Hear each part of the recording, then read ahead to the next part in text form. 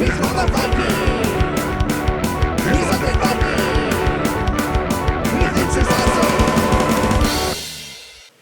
everybody, it's me, Undead Viking. I'm here to talk to you about this game. It is called Ninja Camp. Ninja Camp is a brand new card game from Action Phase Games, in which each player, up to 4 players, is in charge of 3 ninjas of a clan that is currently going to Ninja Camp, learning how to be a ninja. And these are cute little furry critters, and as they're learning their abilities, they are thrown into this arena, which is made by a large deck of cards. And using the ninja powers that they have and the ninja powers they collect, they try to navigate their ninjas throughout the field that constantly is being changed because of the fact that you actually are taking the cards off of the field of play, if you will, and placing them in your hand so you can use them at a later time. And each card is going to be worth a certain number of points. Now, this seems like it's a pretty easy thing to do, and you know, I thought the first time I heard about it, I was like, oh, that seems kind of simple. But this game has, like, a lot of crazy things going on, and it is actually really, really challenging, especially as the spots on the board start vanishing and as you start running out of options. And it definitely is a game that requires you to have quite a bit of forethought in your choices and in your actions that you want to take. So let me show you how to play the game. It shouldn't take long, and then we'll come back here and I'll talk a little bit more about Ninja Camp. I have set up a 2-player game of Ninja Camp, and mostly because I played this game more 2-player than I have of 3 or 4. And I played this game with my daughter, who is turning 8 very, very shortly, and she absolutely loves this game. So I'll show you that representation. When you play with 2 players, you are going to have a 6x8 grid, so you have 48 cards out that you can see here. When you play with 3 or 4, you have a 56 card grid with 7 rows of 8 or 8 rows of 7, however you want to make it. The cards are shuffled and dealt out into the grid, and then each person will get a leader card, a clan leader card, to represent which clan you have. I'm a big fan of Clan Hamster.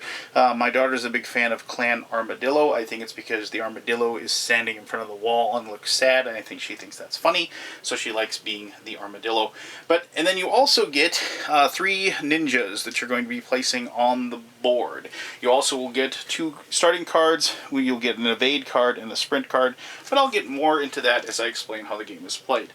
So at the beginning of the game, whoever was the last person to go to summer camp gets to go first. If somehow nobody has been to summer camp, you can figure out whoever goes first, however you want. And so my daughter almost always picks purple, and I then will pick yellow because that is the Minnesota Vikings colors, and then we go. My daughter loves taking these ambush cards, mostly because they're the cards that you're allowed to actually run into other ninjas and knock them around, and also they're worth 5 points at the end of the game, so she almost always takes those. I'm a big fan of the stealth cards because, and I'll show that to you in a little bit, even though they're worth 0 points, you can take 2 cards with them, so it's actually pretty cool when you use those.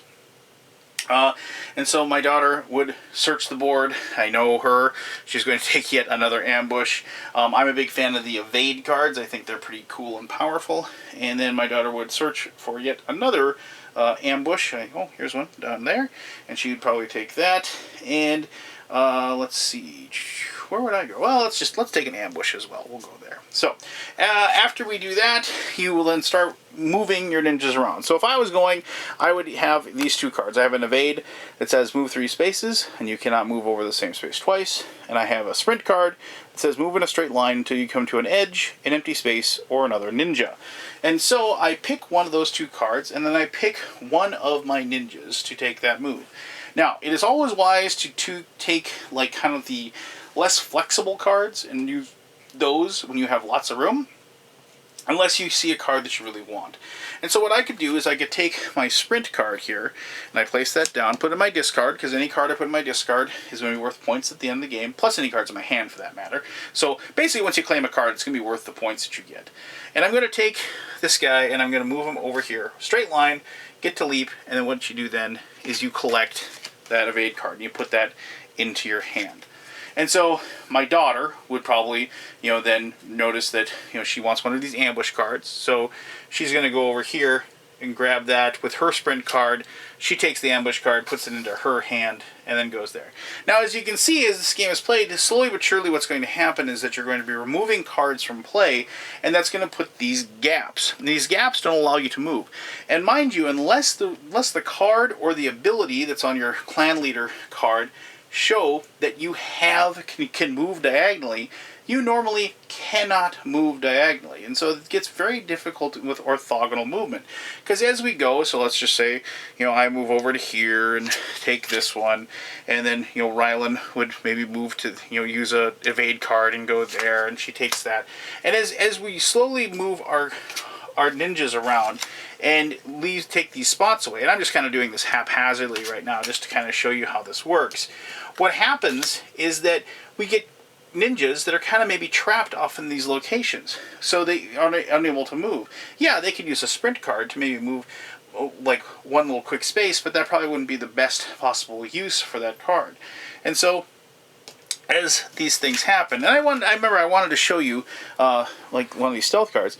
When you use a stealth card, you get to move 2 spaces, and you claim the first card you move on to as well as the one that you started on. So like, let's say I used a stealth card. What I should mention, there's these wall cards. They can't be moved over, through, or onto. They just don't, you can't, literally a wall, like it blocks you can't do it. But if I used a stealth card to go 1, 2, like so, I'd be able to take both of those cards. And not only do I take 2 cards in my hand and then use those as points, but I'm also taking these giant chunks of space out of there. Now notice there's this card that says Leap. Leap allows you to move in a straight line over any amount of empty spaces. You may only move over empty spaces. Leap is very powerful, but it is very situational as well. I can't tell you how many times I've had a guy like right here trapped, where if I could just leap over, I'd be okay, but I can't. But like a leap card could be used to go from here all the way to there, and then you'd be able to take that card. Now, in some situations, the ambush card is the one that is going to be very powerful because you can use it to bump people around. So, in this situation, like let's say, I was here and my daughter was here and I was feeling kind of mean, I could use this ambush card. It says move in a straight line into a space with an opponent's ninja, move that opponent's ninja 1 space in the same direction. And so what I would do then is I would move over into, from here, move into the same spot as this person, ambush them into the trap like so, and then I would take my stealth card, and then when Rylan would go on her turn, she'd have to move off of the trap card and take that -1 point card into their hand. So what happens is, and I'm trying to remove these cards to kind of show this to you, and I should mention that you don't have to be right next to the ninja. You move in a straight line until. So, but remember, you can't move diagonally. So in this case, let's move this guy back here. To ambush, you can move all the way from here, you can move from there or whatever, and then take the card that is spot. But I wanted to take that way so I could actually kind of show that, after I've moved into that location, I've kind of forced Rylan into a bad spot, because unless she can move diagonally here, she's going to get penned up over in this corner because of this wall over here. And that's what you have to kind of use when you play this game. It's very situational and very powerful to be able to get a person hemmed up, because you want to remove their options, you want to remove their ability to move their particular ninjas around as much as possible. And the thing is that each one of these clan leaders has a one-time ability. So like this armadillo says, move in a straight line to any edge space, ignoring any ninjas, empty spaces, or obstacles along the way. And that's pretty powerful, but it is a thing that you can use once per game. And when you use it, you flip it over, and that's done.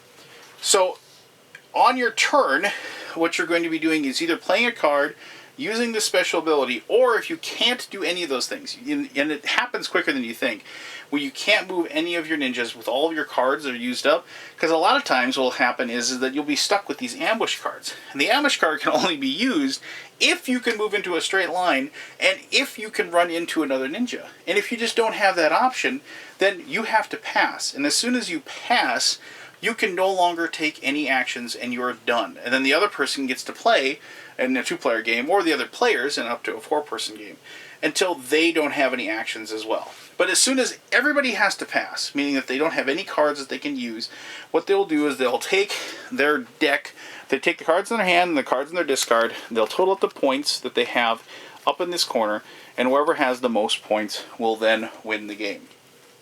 I just want to show you quickly, just the last couple of cards that I didn't show you. The Shadow card moves if you played the last card played by an opponent. If it's only a two-player game, you get to play the last one they played, but obviously with more players, you get to pick, amongst your opponents that you have. The Dodge card allows you to move 1 or 2 spaces, and this card is one of the few that allows you to move diagonally, so then they have that ability to actually then get out of kind of a bad spot. And I should show you Clan Hamster, because I like this. His ability kind of matches the dodge ability, but you can also, as you can see, move through other ninjas when he moves 1 or 2 spaces and moves diagonally, which is kind of what I like, because then you can't really be hemmed in as well. So, after the game's done, total up how many points you have. Whoever has the most points then wins the game. Alright, so this game is challenging, and it is surprisingly challenging, and I'll talk about more about that when I do my conclusion. I remember about, I'm going to guess it's probably about 6, 7, or 8 years ago, where I read a kind of one of those things where it's like, things you thought you knew, but you really didn't. It's kind of like in the same annals of the fact that Vikings never really wore horned helmets. The ninjas didn't dress up in black suits. I mean, ninjas were a thing. They were really a thing. They were spies, they were assassins, and they did exist, but they didn't wear big black suits and crawl around or whatever. They dressed up like peasants and what have you, because nothing says I'm an assassin and I'm going to try to murder you like wearing a head-to-toe black suit and while carrying your little tiny sword around. So I was a little disappointed when I found that out, because I kind of grew up in the weird ninja renaissance, if you will, like the American Ninja movies, if you remember those, and a lot of those types of things. And and then when I learned that, and you see the ninjas attacking the samurai stronghold in The Last Samurai, which isn't a bad movie, even if Tom Cruise is in it, that it kind of disappoints me. I was like, oh, that's not really like ninjas. So, but regardless, I was excited to try this game out. One of the running jokes between my daughter and I is, and I unfortunately she's not feeling well. She really wanted to be part of this video, but she wasn't able to do so.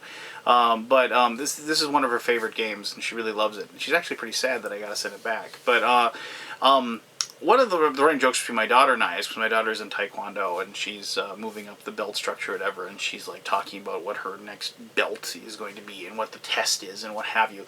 And then I always say, well, I'm an 8th degree secret ninja belt master. And she just, of course, doesn't believe me, but she's like, oh yeah, we'll show you moves. Oh, I can't. I'm sworn to secrecy. I'm a secret ninja. But anyway, so that's kind of a running joke. And so when I got this game and I talked to my daughter about it, she was really excited to give it a try. And this is the perfect difficulty level for her. She loves looking at her cards. She loves trying to figure out what her ninjas can do. And it's been fun trying to teach her how to work through the thought process and the negotiation of the navigational movement and figuring out the puzzle, and and it's fun watching that those gears click in her head, and she gets frustrated with this game a lot because she's nothing frustrates her more when she doesn't have a card that she can use and she realizes she has to pass. But it's kind of a great learning thing for her to kind of think outside the box a little bit, and I like watching her stumble through that. Now, that being said, when I've sprung this on my gaming group, we've had a great deal of fun, because at that point it kind of, not that my daughter is not playing it to its full potential or anything like that, but this definitely is a game that more seasoned people that are game players are really going to find a lot of trickiness and a lot of fun and depth hidden, because of the fact that at the beginning of the game you want to get those cards, like dodge and evade, that have a lot of more flexibility, if you will. Cards like sprint and leap, they have very, very good powers, but and ambush for that matter, but their limitations are far too great, because you have to be in a perfect situation to use those, and you don't want to, be stuck not being able to. And so you're trying to hold on to the cards that allow you to escape the little traps, so to speak. Not the trap cards so much, but to escape the traps that the game puts you into.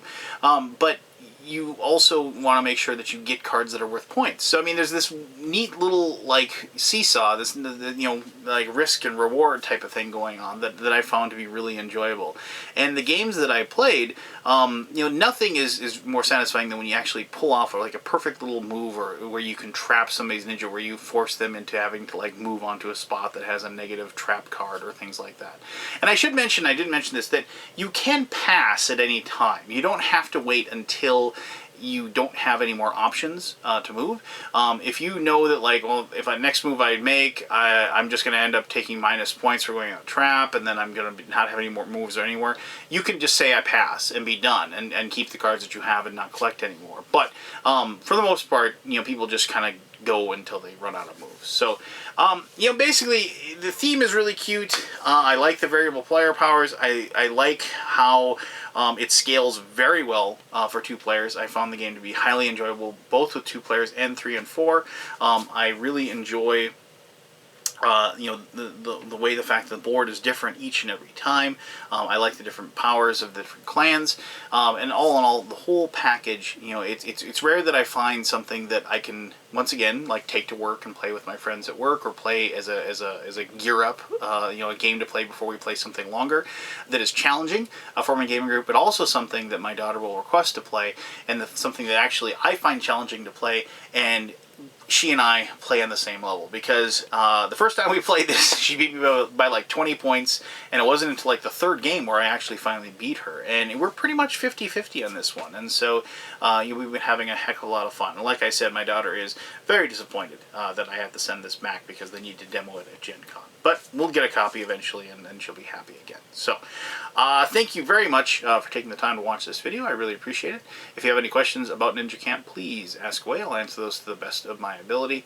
Until next time, thank you very much, and you don't forget to have an awesome day. All right? All right. Bye-bye.